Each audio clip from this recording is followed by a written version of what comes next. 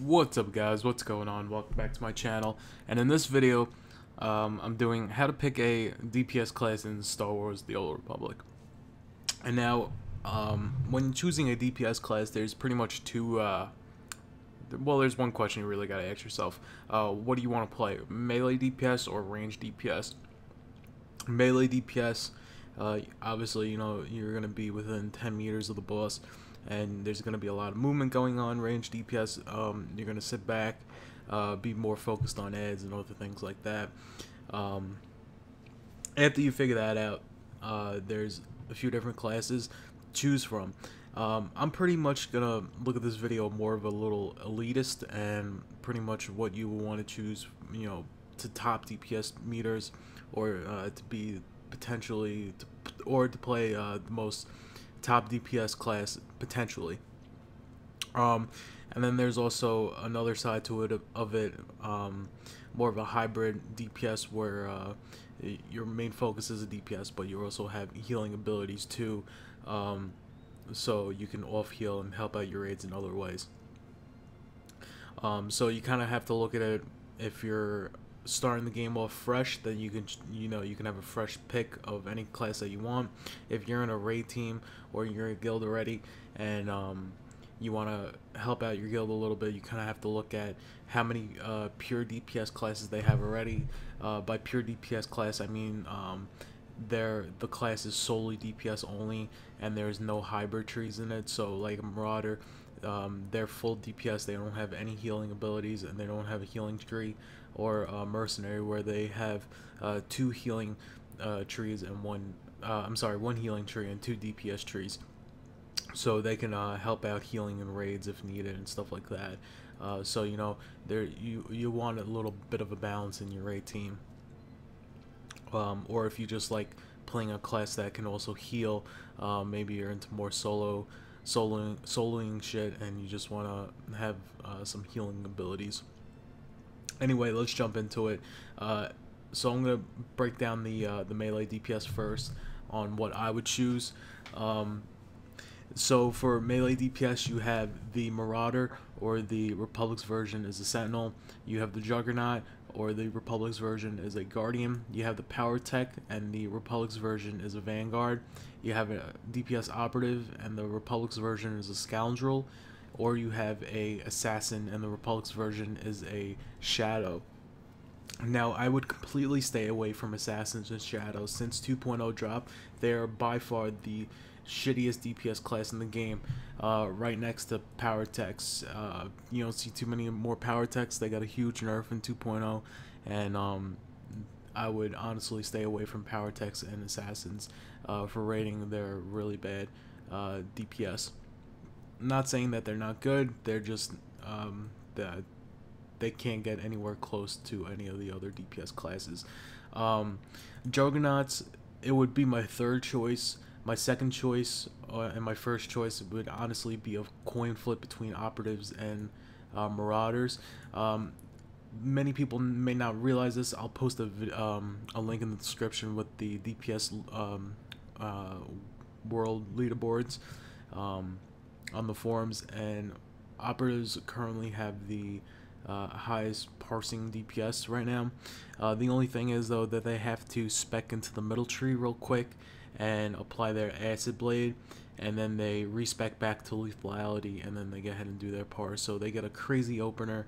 Their AoE, they have the Orbital Strike, which is pretty much the in my opinion, the best AoE in the game, even though they don't get the 15% damage increase like snipers do.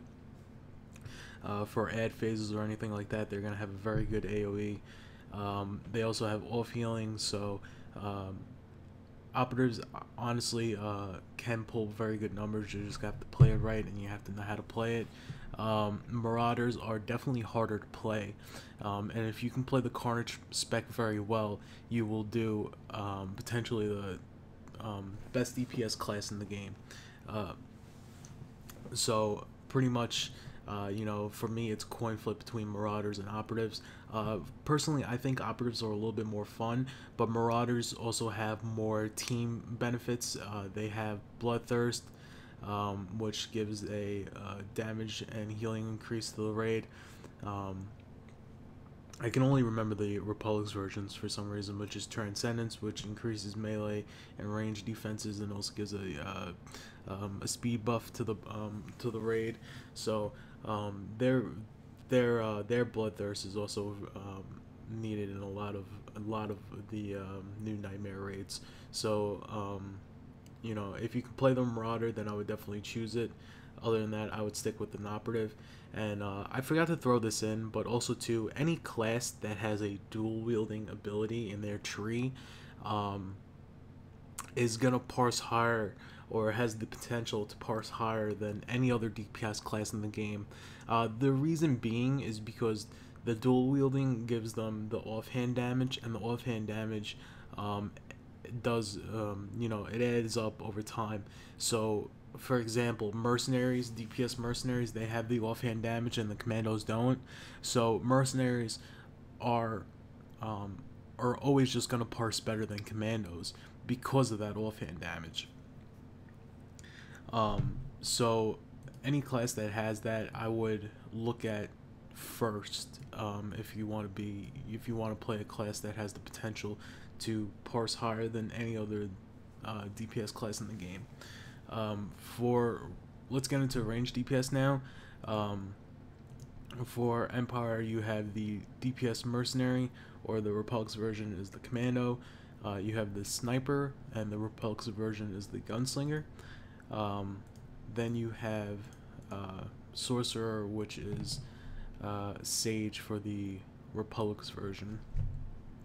Now, sage and sorcerers do not have the offhand damage. The only range DPS on the Empire side that has the offhand damage is the mercenary. Snipers do not. For Republics, the gunslinger has the offhand damage, and the sentinel has the offhand damage. And I forgot to mention that the Marauder has the offhand damage as well. Those are the only classes in the game that have offhand damage, and that I would choose, or would think about be choosing first to play. And then you also got to look at if you want to play a pure DPS. If you want to play them as pure DPS, like a Marauder, they don't have any healing abilities, but the mercenaries, you know, if needed, I could throw out an AoE heal if the raid needs it, which it does come in it does come in handy a lot of the times. And DPS mercenary are also phenomenal in my opinion. But that's pretty much it, guys. You know, you really got to ask yourself a few questions first on what kind of class you want to play. If you want to just play a pure DPS class to, you know, top the DPS meters, then you really got to think about what classes have the offhand damage and which classes don't. You know, and also to if you're learning a new class, check out my guides, and I always say check out other guides as well. You're not gonna better yourself just by keeping yourself to your own thoughts and sticking to one person's guide. You also got to venture out to other people's guides and take in knowledge of other people's theory craftings and shit like that too. But you know, hopefully you come back to my channel and to my guides because you like them the best. And if you did, that's awesome, and that's great. And just to a quick note, guys, I'm really trying to bolster my channel, so I really want to get the word out there on my channel. So if you guys really do enjoy my videos and what I like making, and you like watching them, please recommend it. And if you really do like the videos, you know, just give them a thumbs up.